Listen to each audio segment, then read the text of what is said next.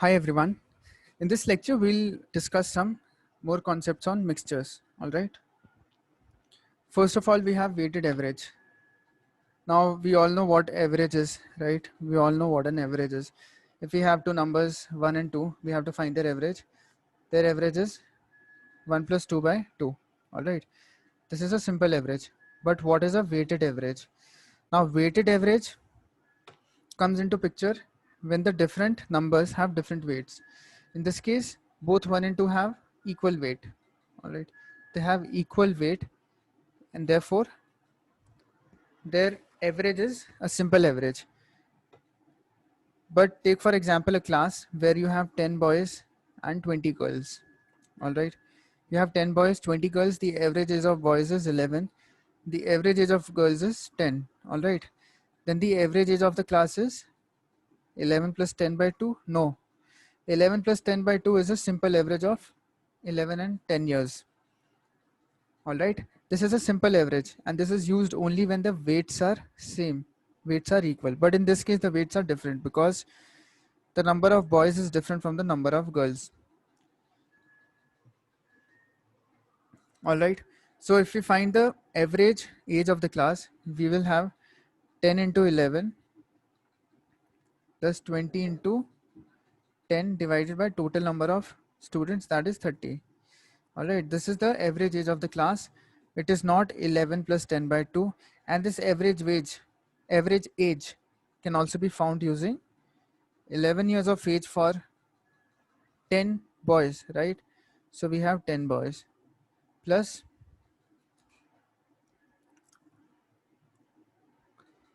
11 years of age for 10 boys out of 30, right? And 10 years of age for 20 girls out of 30. So what we are saying is, now note that these two are same. These two are same. 10 into 11 plus 20 into 10 by 30. 10 into 11 by 30 plus 20 into 10 by 30. These two are same.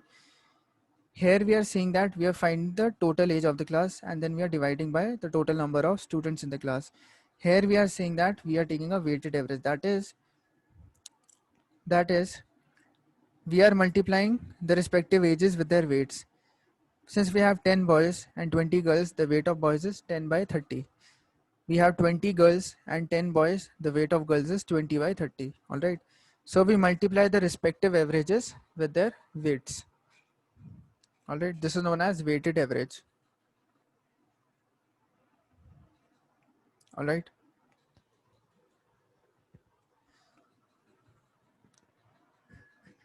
Now there are different scenarios where we use the concept of weighted average. We can use it in average price. All right.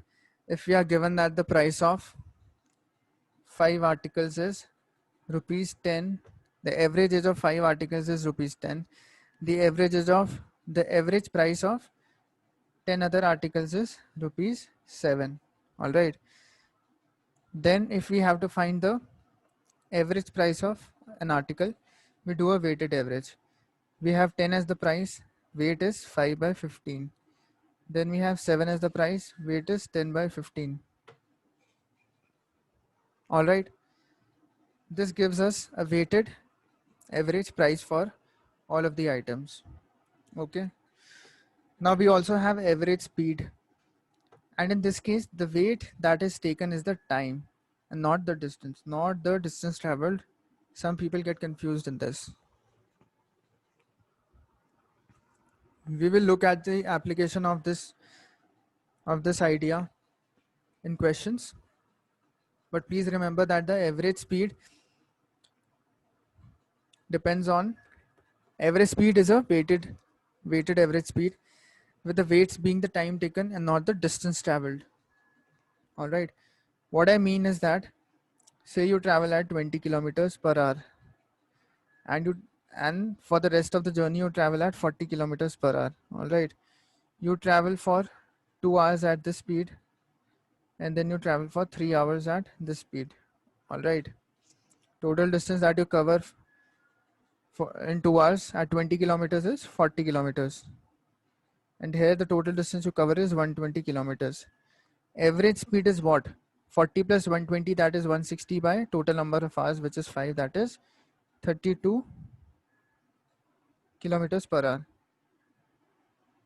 All right. Now 32 is basically a weighted average. We have found a weighted average. All right. There's another way.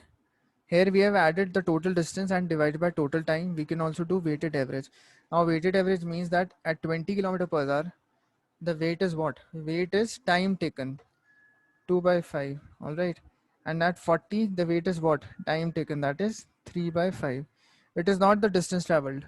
The time is taken as the weight when finding weighted average speed.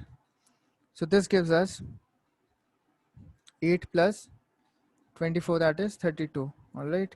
32 kilometers per hour is the average speed. All right. Now average percentage. We can have two different sets with percentage A and percentage B. That is A% and B%. And we have to find the average percentage for all the items combined. We take a weighted average percentage. That is, we multiply the percentages with the weights of the sets. Right? We look at examples for this. Then concentration of a solution. If you are mixing a solution that is 75% alcohol, you are mixing 1 liter of the solution with a solution that is 95% alcohol and is 2 liters. Then you get a total of 3 liters. The concentration of that is not 75 plus 95 by 2. This is not the concentration of this 3-liter solution because these two solutions have different weights. This is 1 liter, this is 2 liters. All right, they have different weights. So we have to do 75 into weight of this solution, that is 1 by 3 plus 95 into 2 by 3. All right. This will be the concentration of the resulting solution.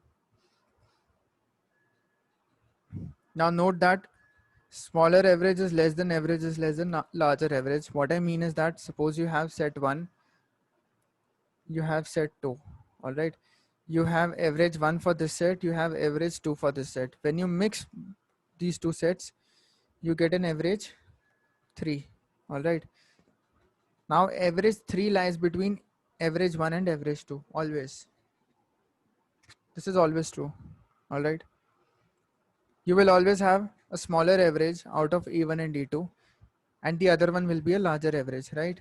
Suppose that for this set, the average is 30%. For this set, the average is 60%. Now 30 will be less than A3 and A3 will be less than 60. All right.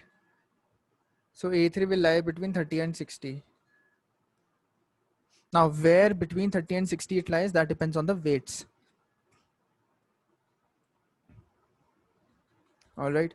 So this condition is always true. Now simple average is a special case of weighted average where weights are equal.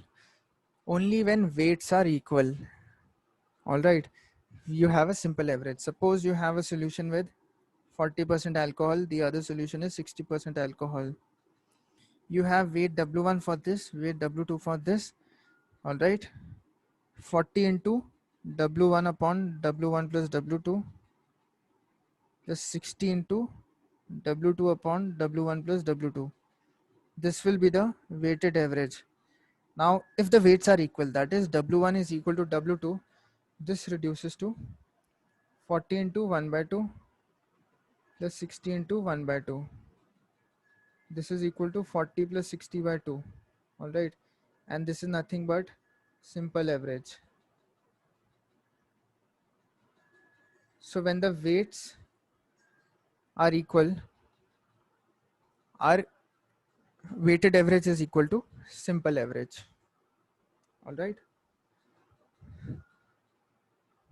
So understand the difference between weighted average and simple average, and understand the fact that simple average is a special case of weighted average that occurs where weights are equal. Only in those cases we take a simple average. Otherwise we have to take weighted averages. All right. Now we have method of allegation. We have looked at how to find weighted average. All right, you multiply the respective values with the weights and you get the weighted average. But you also have something called method of alligation. Alligation is used when you have to find the weights and you are given the averages. All right, suppose that you are given averages,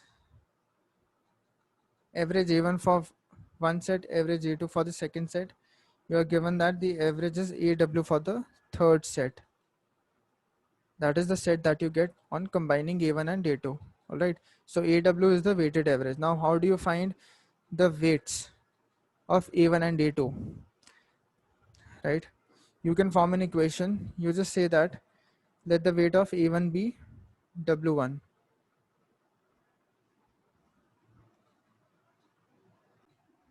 All right, let the weight of A1 be W1. So A1 into W1, and let the weight of A2 be W2. So plus A2 into W2, right? Upon W1 plus W2, that is your weighted average, AW, right? Weighted average is the sum of the value upon sum of the weights, all right? So A1 into W1 plus A2 into W2 upon W1 plus W2, that gives you AW, all right? Now if you rearrange, you get AW into W1 plus AW into W2 is equal to A1 into W1 plus A2 into W2. All right, this is what you get.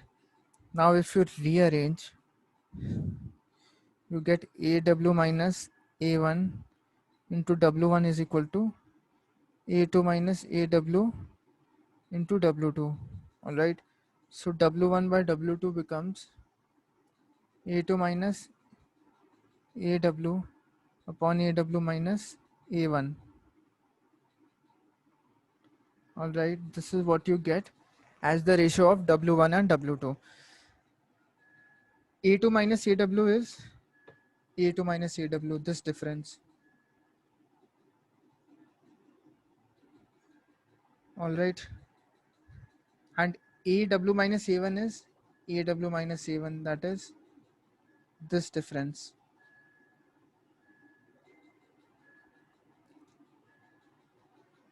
Let this be difference 1, this be difference 2. All right, so you have W1 by W2 is equal to difference 1 by difference 2. The weight of this is W1, weight of this is W2, and W1 by W2 is equal to, right, W1 by W2 is equal to D1 by D2. Now note that this D is the difference of the weighted average with A2, and this D, that is D2, right? D2 is the difference between AW and A1. So we get W1 by W2 is equal to AW minus A2 minus AW upon AW minus A1. All right. So instead of solving this long equation, forming this equation and then solving it and then saying that CW1 by W2 is equal to this, right? Instead of going through this long procedure of forming this equation and solving it to find the ratio of W1 and W2, the ratio of weights, right? You can just do it by the method of alligation. This is known as method of alligation. You say that you have A1 and you have A2, all right, and you have AW. You just find the difference. This is D2, this is D1.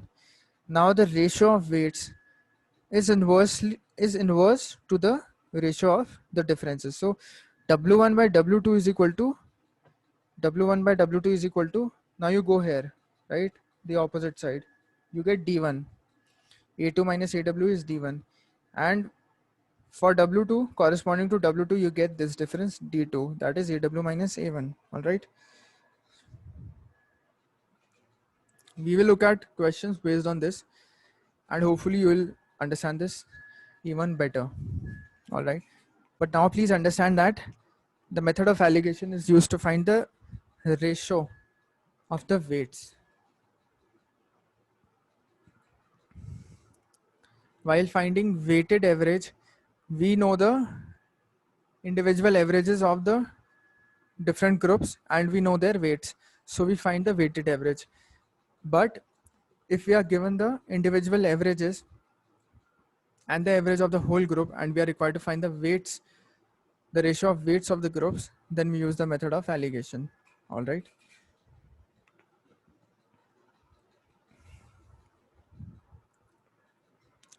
So the method of alligation appears magical. It appears magical. Why?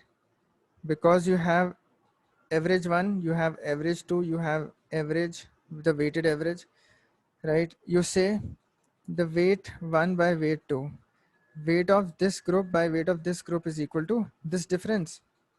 That is A2 minus AW upon this difference. That is AW minus A1, right? You just form this diagram and you say this is the ratio of the weights. So this might seem magical, but it is a rearrangement form of weighted average, which we have seen here, right? We have derived this equation over here, right? If you do it, it appears magical, but we have already derived it using rearrangement of the weighted average formula. All right. So the method of alligation is used to find the ratio or to find the ratio in which two components with certain values are mixed to result in a mixture with a certain average value. All right. The component that is nearer to the final average value has a larger proportion in the mixture.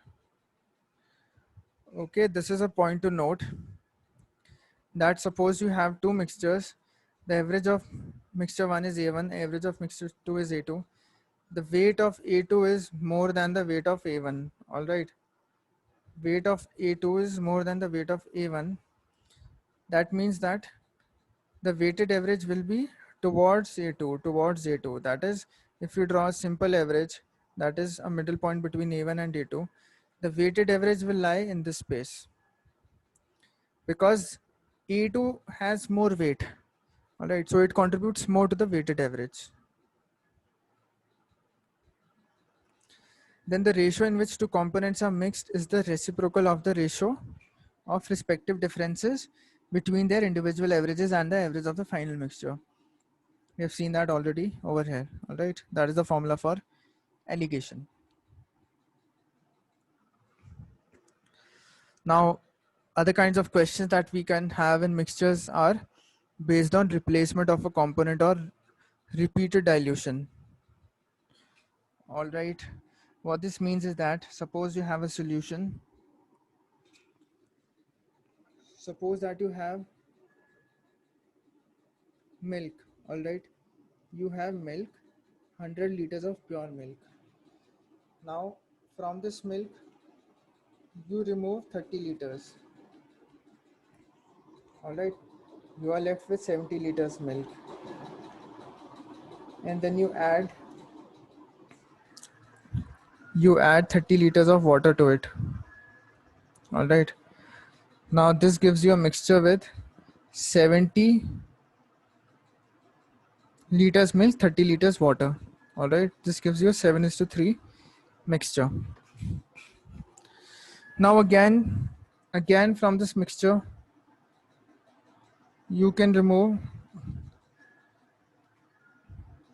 30 liters of this mixture, right? Now, when you remove 30 liters of this mixture, how much of milk and water are you removing? From 30 liters, the volume of milk will be 7 by 10 into 30. That is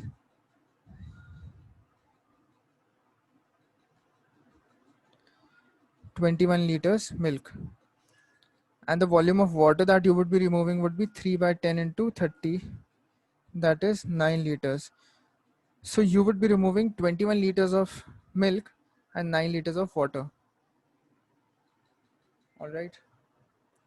And then you can add 30 liters water again. Right. So now you're left with, you had 70 liters milk initially, you removed 21 liters, and you're left with 49 liters milk. For water, you had 30 liters initially, you removed 9 liters, and then you added 30 more.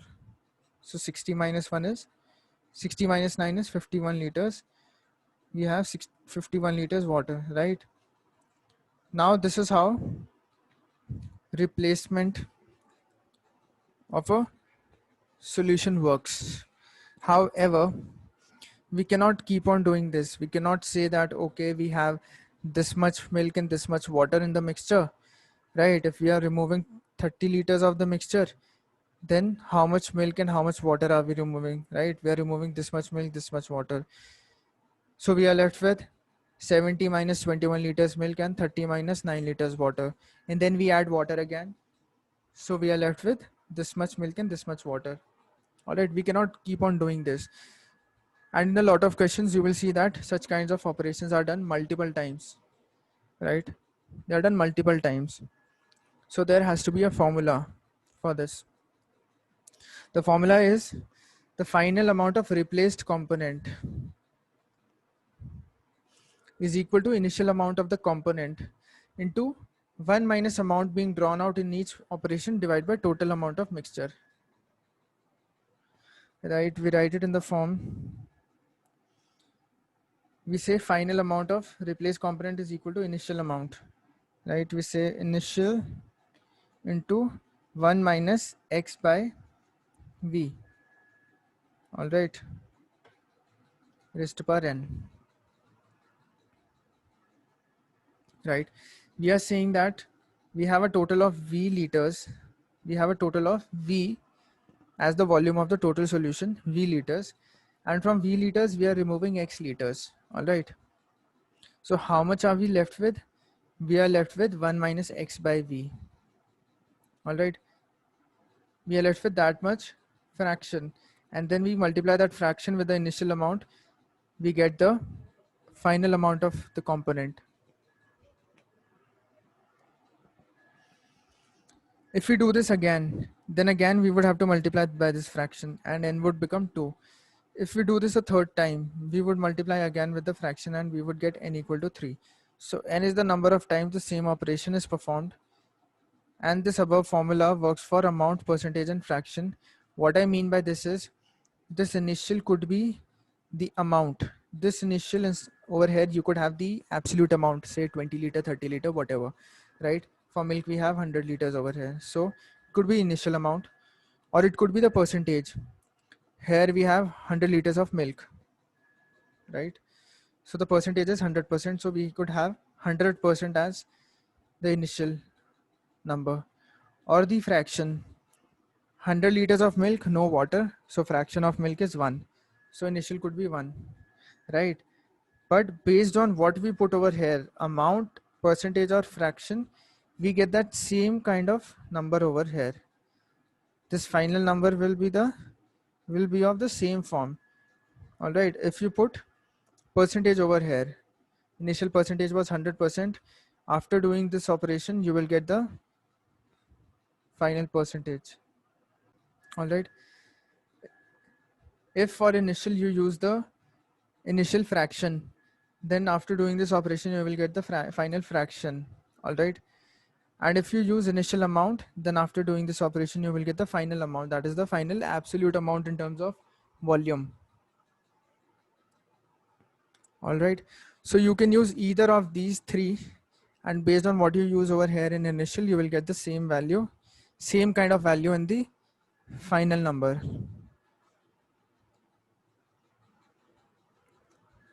All right, now doing this using this formula, we say initial amount of milk was 100 liters, right? So initial was 100, and then 1 minus how much is removed? 30 out of total volume 100 liters, right?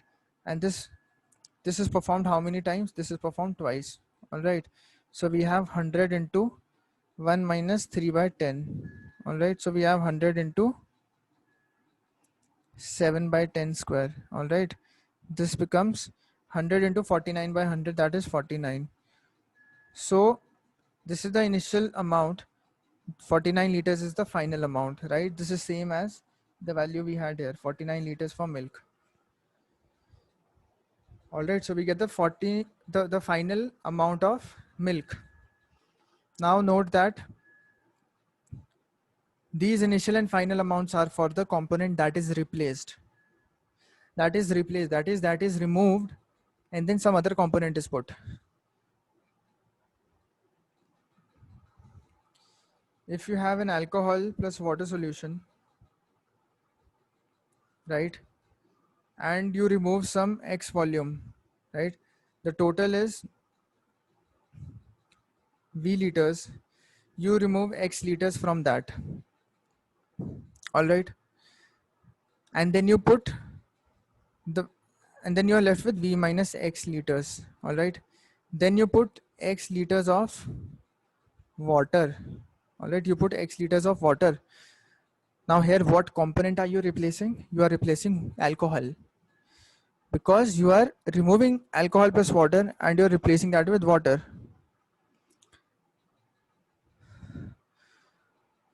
So you are replacing alcohol if you are putting water. And instead of water here, if you had put X liters of alcohol, then you would have been replacing water. All right. Because in that case, you would have been removing water and putting alcohol in place of it. So this formula that we use is used for the replaced component, right? If in this case,